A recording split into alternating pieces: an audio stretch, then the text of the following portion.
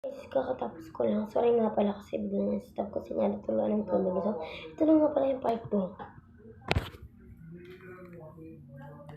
Tapos yung natin maghilamos.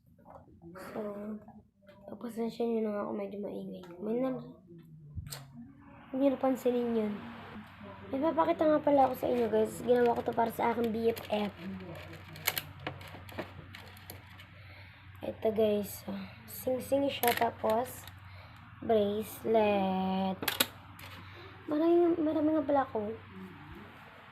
Ang DIY bracelet kit. Umorder lang ako nun eh. Pangarap ko talaga yun guys. Kaya, nung binili ako ng ate ko, una-una talaga yon. Pagkabili na nagbenta agad ako hanggang sa binigyan pa ako ng 250 and umorder ulit ako sa Shopee para marami akong pagbebenta. Ginawan ko lang talaga yung best friend ko para meron kaming remembrance nga para sa aming dalawa.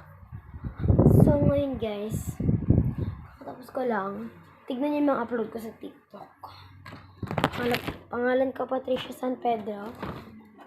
Kaya nga sa mga magtatanong pa lang, ang pangalan ko po talaga is Patrick M. San Pedro. In short, Joanna Patricia M. San Pedro. Pero hindi po talaga sa akin yung YouTube account na yun.